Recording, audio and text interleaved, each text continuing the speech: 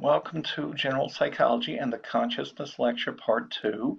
It is early in the morning where I am now, and folks in my house are waking up, and dogs are getting around the house, so it might be a bit noisy, but I'm going to try to move quickly and make it through this lecture before things get really noisy and you have a lot of distractions. So, Consciousness Part 2. One way, at least, to think about the second part of this lecture is to take a couple of theoretical ideas about unconscious forces on behavior and judgment and expand on them a little bit. And then secondly, to see just how far you can take those ideas. Just how big an impact do unconscious forces have on our daily judgment and behavior? That's the way I tend to think about most of the rest of this lecture. And there we go. So how much of our daily behavior is determined by conscious versus unconscious processes? Both are real. Obviously, sometimes you make a conscious decision, you do some calculations. You don't have enough money to pay for your purchase. You go back home and get the money to come back to make the purchase, or you give up on the purchase. You don't like something and you remember that it's harmed you in the past, you avoid it. Of course, much of what we do, some of what we do is based on conscious, thoughtful processing, but I'm going to make the argument in the rest of this lecture that much of what we do, in fact, some researchers like Dan Wegner, the late Dan Wegner, argue that most of what we do is driven by processes that we really can't put our fingers on. So let's begin with a very simple preference.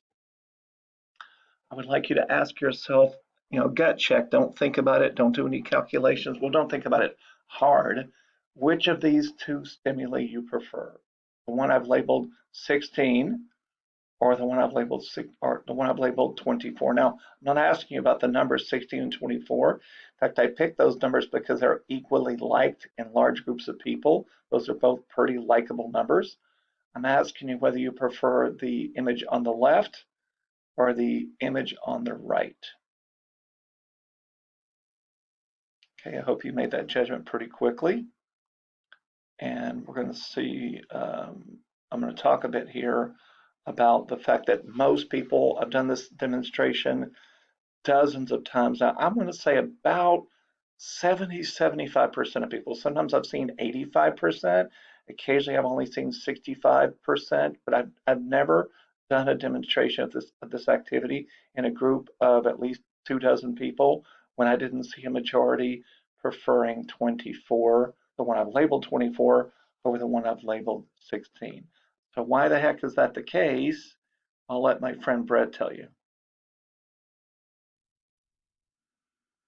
To be sure you understand the basic concept of the mere exposure effect, try to provide an example of something you like now that you may not have liked so much a while back because you've been frequently exposed to it, frequently consumed it, frequently listened to it, for example.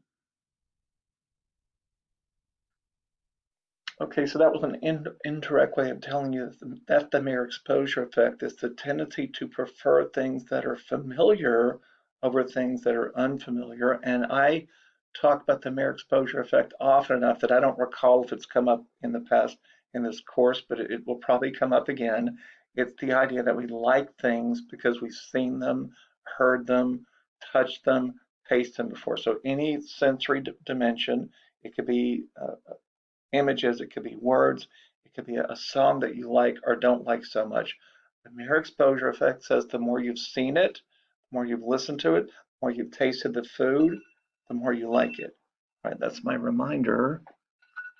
That's actually my wake up alarm, but the dogs woke me up early. Sorry about that. All right, so that's the mere exposure effect. Let me give you a couple more examples of the mere exposure effect at work. Let me try to. Oh, I'm sorry, let me explain that a little bit. I forgot to tell you, and you can't see it that well because it's actually kind of blocking my face.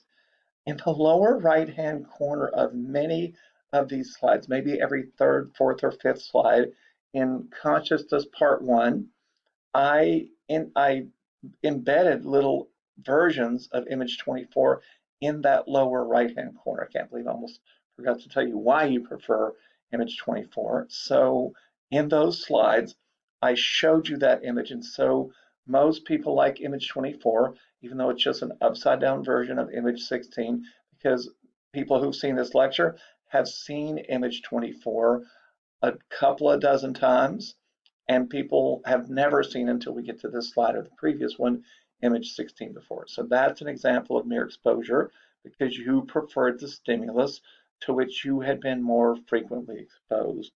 Let's look at a couple of other examples of that. Let's try to. Going backwards instead of forward. There we are. All right, I hope it's pretty clear. Even if you know what the mere exposure effect is, it doesn't necessarily shut it off. The large majority of people, something like 90 to 95% of people, prefer the letters at the bottom of this slide or in the lower half of the slide over the ones in the top. And that, of course, is consistent with the mere exposure effect. Those images are essentially identical. And if you came from an alien culture that spoke no English and didn't read any human language, those would be very similar. They're equally curvy, equal. They're all black images. They're all on my screen about maybe a half an inch tall. There's no meaningful difference between them from an abstract perceptual perspective. But of course, you've seen those regular letters way more often than you've seen their mirror images. People also prefer common letters like the letters S or T or E over uncommon letters like Q or X or Z. And we think the reason why is because of mere exposure. When the Eiffel Tower was first constructed, believe it or not, people didn't expect it to be a permanent structure. I think it was built for a World's Fair or some big event like that. And most Parisians thought it was hideous. They hated it. They almost tore it down. Luckily for the world, they didn't because it eventually became an icon of France. But let me give you some information about what many people in Paris thought more than 100 years ago when the Eiffel Tower was first constructed. We are writers, painters, sculptors, architects, and passionate devotees of the hitherto untouched beauty of Paris. Protest with all our strength, with all our indignation in the name of slighted French taste against the erection of this useless and monstrous Eiffel Tower. All right, my French accent kind of sucks, but I hope you get the point. People hated it. People formed petitions. There was fierce debate about the Eiffel Tower. But over the course of the decades, when people saw it more and more and more, it became, of course, an image of an icon of France. So if you go to France, I've been to France for 2 hours once. I had layover in Paris, didn't get to leave the airport. But one of the things that I almost bought just because it was iconic was a T-shirt with the Eiffel Tower on it. There's nothing more mundane that indicates Frenchness than the Eiffel Tower. And most people think it's beautiful, but when it was first constructed, it was very different. Nothing like it had ever been made before, and people thought it was ugly. Over time, they became convinced of its beauty. Maybe it's just inherently beautiful, but if it is, why didn't people like it at first? So I tend to think there's something cool about the design, that because it was unfamiliar to people at first, they did not like it. All right, so that's a real world example of mere exposure. I borrowed that one from, I think it was Elliott Smith and Diane Mackey, by the way. That's one of their favorite examples of the mere exposure effect at work. All right.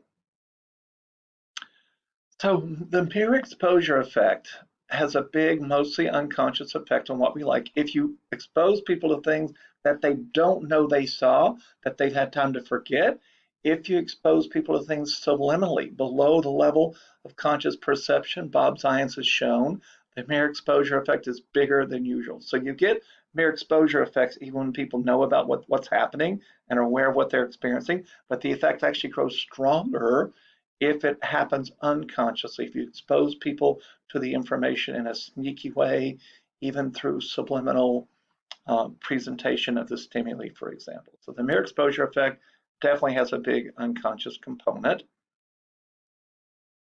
Another thing I'll talk about here with you is called behavioral priming, that also shows an effect of the unconscious on behavior, not just liking, but actual behavior, things you engage in. And we're going to talk about that in some detail. I'm a bit redundant here. I'll give you a definition later, but up front, let me tell you, behavioral priming is the influence of incidentally experienced words, sounds, or images, really anything that you've recently experienced that in an unconscious way that you're not aware of, it was incidental exposure, influences your current behavior. That's behavioral priming. I'm going to argue that behavioral priming is a largely unconscious process, and John Bargh has documented that in a bunch of different ways. But for right now, let me just show you a very famous, somewhat controversial study by John Bargh and colleagues. They did almost a quarter century ago now. I still think it's a pretty new study. In an experiment on the unconscious effects of stereotypes, they primed some people to think about old people. They primed other people to think about a neutral topic. And they did that by telling people erroneously, by fibbing to people, that they were studying language and sentence construction.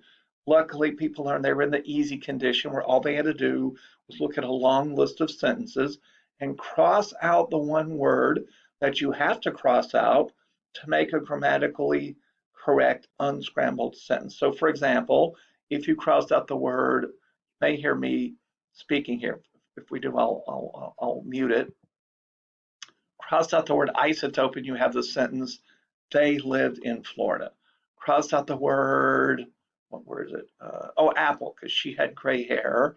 So in each case here, crossed out a word like the word trumpet. Now it's a sentence. She didn't collect trumpet. He collected, Social Security. Cats often chase squirrels. She forgot her purse. He misplaced his glasses. So participants did this for, I think it was 50 or 70, maybe even 100. They did it quickly, but there were a bunch of sentences. Now, very importantly, for half of the people in the study, most of the sentences they unscrambled, I think it was 80 or 85% of them, most of them, not all of them, had to do with old people. So notice in the example here, they lived in Florida. He collected Social Security. Oh, cats and squirrels, forget that one. She forgot her purse. He misplaced his glasses. Those are all stereotypic statements about old people. People did that for sentence after sentence after sentence. But as they're doing it, they're distracted by the fact that they think they're doing a grammatical activity. And again, some of the sentences did not have anything to do with old people. Bargh and colleagues threw those in to reduce the likelihood that people would make that connection between old people and the experiment. But that's what they did. Now, the other half of the people in the study unscrambled 50 or 80 or 100 sentences, but their sentences had nothing to do with old people. So they all had to do with cats chasing squirrels or making paper or going on a drive or seeing a baby. They had nothing to do with old people. So that's the manipulation. Old people on the brain are not old people on the brain. And what they found, Here's a study that I still consider very. skip that. What they found was with their outcome, the outcome was how quickly people walked to the elevator. This was at New York University, up in a pretty high level of a classroom building. That people thought the study was done. They actually got their credit and left. But when they left, there's an experimenter who did not know what condition they were in, who had a little notepad and a hidden stopwatch. And when the people left the experiment, they looked at a piece of tape on the floor. And the minute people walked past it, they started the stopwatch. And then the second they got to the elevator, they also put a piece of tape on the ground. They stopped the stopwatch. So they very carefully timed exactly how long it took people to get to the elevator. Now, by the way, let me mention, once people got to the elevator, they came back and retrieved them and brought them back and told them what the study was really about. Nobody guessed that the study had to do with priming of old people and walking speed. But of course, that's exactly what they found. They found that people who had old people on the brain, people who had been primed to think about old people, walked more slowly to the elevator. Okay, here are their exact results, including a replication. This is a strict replication. Bargh et al. Ran the study, experiment 2A. Then they ran experiment 2B exactly the same way, just to be sure that the effect was real. Now, some people have critiqued the study and argued it doesn't replicate very well. My argument is if you do the procedure exactly as they did it, it replicates quite well. And a recent meta-analysis of more than 100 studies of the behavioral priming effect showed that it's not a huge effect, but it's a real and pretty robust effect. So for right now, Barge and colleagues show that you can affect how quickly people walk by priming them to think about old people are a neutral topic. That's behavioral priming. All right. So behavioral priming studies show that incidentally, accidentally, in a sneaky fashion, exposing people to information, images, words, concepts can influence a wide range of behavior. Instead of clicking on that red speaker there, I'm not going to do that because I go on and on about it. I'm just going to tell you quickly. You can change people's intellectual performance. Get some people to think about college professors, get other people to think a lot about soccer hooligans, and the people who thought about college professors perform better on a trivia quiz. Okay, you can also do it with academic classroom performance. Brian Lowry and Curtis Harden have done that. Politeness. Barge et al. Can prime people to be polite or rude with words for politeness or words for rudeness. Mitsuru Shimizu and his colleagues, one of whom was me, because Mitsuru used to be my grad student. He's a professor now at a university in Illinois. He primed people with words like sleep, relaxation, peace, pillow, quiet, soft, sleep-related words or neutral words, paper, table, canvas, sheep, words. Well, I'm sorry, sheep would, no, sheep has a little bit to do with sleep. Words that had nothing to do with sleep. And in a laboratory setting, he got people to fall asleep or say they'd fallen asleep more quickly if they've been thinking about sleep-related words without knowing they were exposed to them. Okay. Terry Conley and colleague have gotten people to cooperate or not cooperate so well in a group activity by exposing them to faces of people they thought they both liked or that they thought they disagreed about. So you can prime cooperation. And this isn't quite technically behavioral priming, I guess, because they didn't look at actual behavior. They looked at judgment. But one of my favorite examples of priming in general is a study by Fraley and Marks, because it connects back to Sigmund Freud, the father of all things, well, him and Aristotle, the father of all things unconscious. So I'm going to share with you some details of that study to show you another way that you can do unconscious priming. All right. Fraley and Marks, a decade ago now, asked people to bring a picture of a close opposite sex family member to an experiment. Now, they took that photo, they were making some excuse to talk about family lineages or family trees. They took the photo.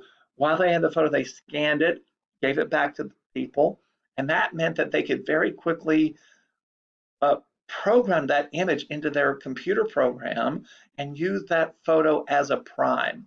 So unbeknown to people, the photo they brought to class of an opposite sex parent, women brought their dads, men brought their mothers, that became a prime in the study. And it was something like this. People focused on a cross in the center of the study, or a plus sign. So I'm focusing my attention, if you can see it right there, looking right at the center of that cross or plus sign. And people were told to focus there. What happened next was that's cross stayed up for 1,000 milliseconds. That's exactly a second. Then for 17 milliseconds, 1/60th of a second, for just a split second, the image that people brought flashed up. Very quickly, for another 60th of a second, the mask covered that up. And when you use a mask like that, it keeps people from consciously recognizing something because it prevents your iconic memory from sort of burning it into your brain. So a mask prevents people from becoming consciously aware of what they've seen. That's a 60th of a second. And now an attractive or not so attractive or unattractive face taken from a college yearbook appears. They had 100 different faces. Men looked at women, women looked at men. This happens to be Beyonce. She wasn't a stimulus person in the study, of course, but now this happened 100 times, and each time people saw a face and said, very sexually attractive, not so sexually attractive, incredibly hot. They basically rated how hot each person was. And they did that again 100 times. Now, the prime never changed. The prime was only an opposite sex parent, though, for half the people. So they held on to these photos for half the people in the study, and used the image that had been a person's parent for a person who was unrelated to that person. So half the people got an exposure to somebody else's parent. That controls for the attractiveness, the age, anything you care about that parent. They were in the control condition. People are also exposed to, let me go up really quickly. It might have been this person right here over and over and over, but now she's not your mother. Now the man is not your father. So they did that for 100 trials. It's either your opposite sex parent or it's not. And what they found was that had a big effect on people's level of rated attractiveness, sexual attractiveness in particular, of the people they had seen in those yearbook photos. Now, of course, Beyonce was never in the photos. Tiger Woods wasn't a participant. That was Tiger Woods' mother, by the way, you saw. But that's an example of priming. It's not technically behavioral priming because people didn't behave. If people had had the chance to ask, people had been asked if they wanted to go on a date with a person or ask a person out on a date, that would become a behavior. In this study, it was just rated attractiveness. I assume these ratings of attractiveness would translate to real behavior. That's an assumption. Okay, we already said that. So I'm making the point that we don't have complete control of consciousness. I'm making the point that a lot of stuff happens unconsciously. But I'll play critic here for a moment. Is walking slowly to the elevator or just saying a photo is attractive, is that really that important? So, okay, some people walk to the elevator in 8.8 seconds and some people walked in 7.4 seconds. It's a little bit longer. That's not that meaningful a behavior, you could argue. But I'm going to argue in the rest of the lecture that unconscious processes do influence major life decisions, important life decisions. And that's a topic my students and I, for almost 2 decades now, have studied very carefully. Okay. We've known since the 1980s that people prefer the letters in their own name. Natan called this unconscious preference the name letter effect. So if your name is Carrie with a C, you should like the letter C more than Zach does, but Zach should like the letter Z more than Carrie does. That's been documented across the globe now in lots of different ways. So for example, Shinobu Kitayama and colleagues show that that also holds up in Japan, for example. It's been shown many, many, many times. People prefer the letters in their names over letters that aren't in their names. And I prefer the letter B, for example, more than other people who don't have the letter B in their name at all. That's the name letter effect. About 2 decades, in fact, 2 decades ago, we began the work. It took us a couple of years to complete it and get it published. So 2 decades ago, really very close to this month, my students and I started working on implicit egotism. Implicit egotism is a cousin of the name letter effect. And implicit egotism, I just got a message that people in my house are leaving. That's cool. Implicit egotism is an unconscious preference for things associated with the self. So it's our birthday numbers, it's our name letters. We like things that we associate with the self. That even applies for like the shape of people's fingers. It applies for people's earlobe shape, really wacky things that you would think wouldn't matter. We like things that we associate with the self. And I'm going to zip through very quickly some anecdotes here because we'll eventually get to some real data about what people like and maybe why. So is it really true that in daily life, people like things because they have their name letters in them? Would people prefer lottery numbers, for example, that have their birthday number in them? It certainly looks like that's the case. So if you look at these three, these are very old examples here from like really 20 years ago. But 20 years ago in this internet telephone directory, I found Dolores C. Washington living in Washington, D.C. I hope she still lives there now because if she does, she's probably very happy. I hope her friends called her DC for short. Christopher Ken lived on Kendall Avenue in Kalamazoo, Michigan. And Philip P. Phillip lived in Philadelphia, Pennsylvania. Now, maybe he was born there. I can't say for sure that he moved there because of his name, but that's the basic idea behind implicit egotism. Nathan Leeper could have also become a basketball player, I assume, because he certainly could have dunked very easily, but instead he became a leaper, a high jumper. This is your co-author, David Boninger. This is the business card of his hairdresser. Her name is Gretchen O'Hare, spelled Ohair, not Ohare. And she told David, at least, that she became a hairdresser, at least in part, because she just loves the word hair. All right, so that's an example. And I'm going to be brief here. I'm not going to click on that. I almost clicked on that red audio icon. No, I'm just going to tell you that not long after we began studying implicit egotism, a woman named Kelly Hildebrandt, you see it right here, married a man named Kelly Hildebrandt. Even though they lived in different states, she Googled herself and found him, struck up a conversation somehow, and began the conversation deepened pretty soon. They visited each other. Not that long after that, they got married. And well, I was going to say I'm happy to say I'm not. I don't know if I'm happy or unhappy to say that the marriage did not last very long. So maybe it's not the best reason in the world to marry a person because they share a lot of features of your name. On the other hand, that's an N of one. I would like to know if marriages do last longer or not, if people base them in part on things like implicit egotism.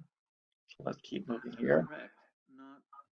Not I had to quick skip ahead there, sorry, because Brett was going to start talking, and I want to hear from him right now. What you see here, which was shared with me by Dan Wegner more than a decade ago, I think, because he knew I was studying implicit egotism, is apparently finalists in the 2005-ish Philadelphia dog owner lookalike contest. So if you look at the person and his or her dog, I hope it's very clear that in these images, they always pair the owner with his or her dog. We have a couple more for you. Okay, again, there's a physical resemblance between the dog and the owner. And I think I'm showing you the first and second place finishers, where there's a resemblance between the person and their dog. Now, these people probably for fun came to this contest, maybe because they happen to have a dog that looked like them. But Nicholas Christenfeld has in fact shown that if you take photographs of people and their dogs separately, find people at a dog park, take a photograph, show them separately, college students can place the owners together with their dogs at a well above chance rate. So not in this remarkable way you see here, but at well above chance rates, people apparently select dogs that physically resemble them. All right, what we're going to do next here is a brief pause, just a very brief pause, because it's always hard for me to get this story going. I'm going to share with you at least a bit of a story on NPR about implicit egotism. Okay, I finally got the page to load, and I played all the commercials, so you get to skip those. And I hope you're going to hear from the host of NPR's Hidden Brain, and you'll hear from a couple of people who talk about implicit egotism and things like it. We're not going to hear the whole story. The whole story is 25 minutes, but I'm going to share with you about half of it. So here we go, I hope. This is Hidden Brain. I'm Shankar Vedantam. People in romantic relationships often share things in common.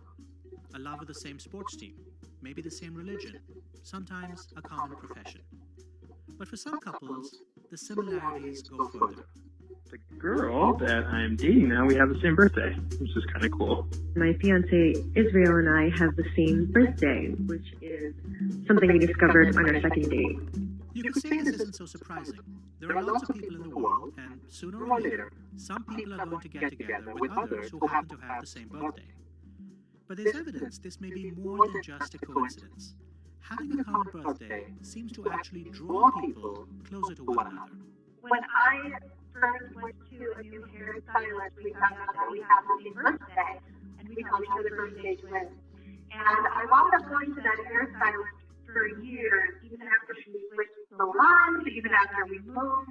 I would drive 40 minutes to go get my hair cut by her. Some people see so much significance in shared birthdays, or even shared numbers of two birthdays, that they select dates for important events based on those patterns. My birthday is August 2nd, and my husband's Blake's birthday is August 9th, and we got married on August 29th. My wife and I share the same birthday, July 6th, and we are also married on that day. My birthday is October 27th, and with my first husband, his birthday was September 27th, and we had the opportunity to get married on August 27th. It was a no-brainer no-brainer. We decided to do that. The woman you just heard, Janetta Cravens from Oklahoma City, says her love for people with the same birthday extends beyond her love life. October 27th is also Teddy Roosevelt's birthday, and so I've always felt a little affinity for him and for his leadership. Shared birthdays, in fact, aren't the only thing that draw people closer to one another. Janetta also finds herself drawn to people who happen to have the same name. When I meet another Janetta, there's an automatic, oh my gosh, I can't believe we have the same name, and then it happens to be that we have the same spelling. And I'll tell you, I've only met 2 people who have the same spelling as me, but I can tell you who they are, and I felt an automatic kinship. These unexpected connections with strangers can be lovely moments. But there's something else at work too. Something we may not be aware of. Something that affects all of us. In Greek mythology, the hunter Narcissus was so enamored of his own beauty that he fell in love with a reflection of himself. Modern psychology shows that we all have a little bit of Narcissus in us.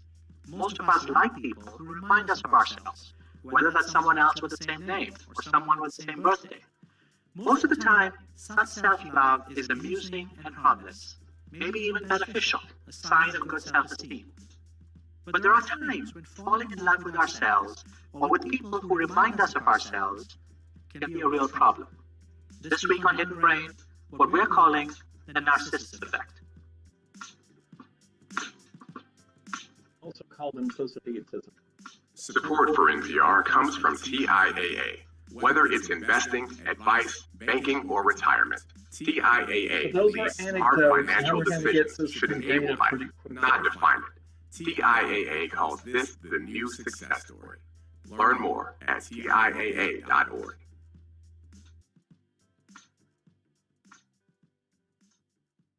Researchers have long observed a tendency for people to be drawn to others who are like them in some way.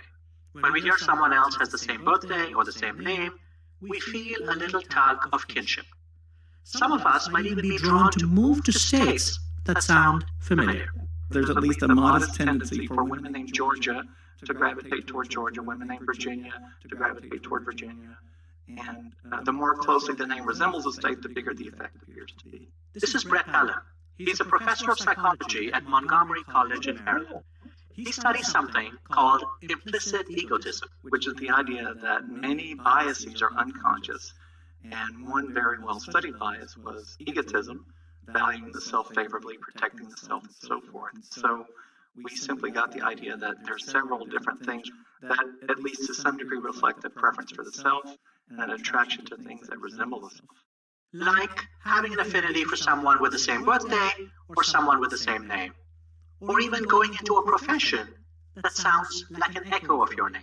So we originally looked at whether people named Dennis or Denise gravitate toward dentistry, but we learned pretty quickly that it's really hard to get data on those things. So there aren't great directories of medical professionals. There is a guy named Abel who was able to document. I was reviewing this paper. So now every time you say this, I'm going to just jump in and say a guy named Abel who was able to do something. He was able to do a lot of things. He showed that people whose last name is doctor, or whose last name is the word lawyer, the name lawyer, gravitated toward those two professions. There are lots of other examples. Brett looked at a massive database of millions of Americans, names from the recently released 1940 census, to examine if there were broad patterns, like carpenters working in carpentry, bakers working as bakers, butchers working as butchers, miners working as miners, masons working as masons. So we looked at every surname there is, currently the top 2,000 surnames, that happens to be a career name, and we looked at all of them. There are 11 of them that are pretty common. I just listed a few. And for every single surname in the 1940 census, with something like I think it's 130 million people, we were able to show that for every single surname, there was at least a weak tendency for people to gravitate toward careers that perfectly matched their last names. So the obvious thing to say, of course, is that the reason you have a slightly larger number of carpenters, bee carpenters, is that the name carpenter probably originated from families who were in carpentry. And so there is some kind of ancestral connection to the profession that is driving both the names and the choices. Quite possibly, but if you do the math, you pretty quickly see it gets to be a pretty tiny percentage of people. So if you assume that even over 10 generations, there's a 50% chance that you did what your dad did and a 50% chance that he did what his grandfather did, which is probably higher than reality, you're talking about a probability of less than 1,000 already over 10 generations. In other words, surnames are so old and they change hands. You know, when a woman named Carpenter marries a guy named Farmer, for example, that's really, it really just can't account for an effect anywhere near this magnitude. The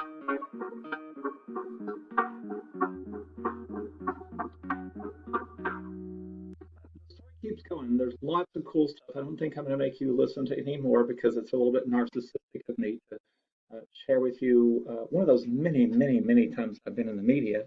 But I hope that gave you a nice, accessible summary of implicit egotism. We're going to talk about it just a tiny bit more, but there are lots of clever studies in this article. If you want to find it yourself later, just click on NPR or Hidden Brain, and the word IKEA will probably get you there. You can certainly listen to the rest of it if you like, because there are lots of other researchers who study things like this, and they found things very much like what we found. But for now, I'm going to pause it for a moment to get back to the conclusion of the lecture, because pretty quickly I've got to get an exam ready. So let's pause this. I'll see you back in just a second. All right, well, I forgot that we're basically done. I thought I cut something out that I sometimes include, but I want to get this lecture posted as quickly as I can. So I'm just going to move on to my conclusions now. And the conclusions are, if I can get them to come up, there we go. There are many varieties of conscious and unconscious experience, everything from being completely self-aware, very self-aware because you're in front of an audience and you're being videotaped. I'm a bit self-aware when I make these lectures because I'm noticing myself down there in the corner of the screen. You're probably not so self-aware when you're listening to them.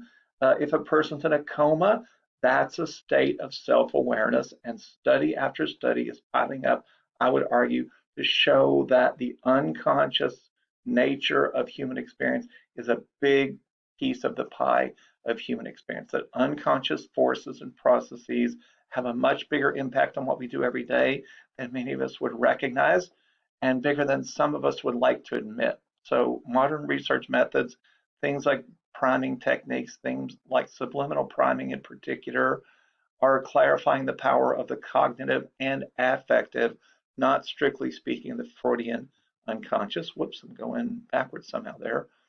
But Freud was right, broadly speaking. Now, again, I'm somewhat of a fan of Freud. I recognize that he had lots of wrong ideas because he didn't have access to modern research methods, but he was very thoughtful, he was very clever, and he was blatantly wrong sometimes, but I think he was broadly speaking correct when he said that we're often trying to navigate the operation of the unconscious mind and the way it's pushing us or nudging us, and contrast that with or balance that against a more thoughtful response. So if there's something like the id or just an overlearned habit, like a stereotype, sometimes we push back, but sometimes we push back and lose, and the unconscious process, the unconscious preference ends up winning.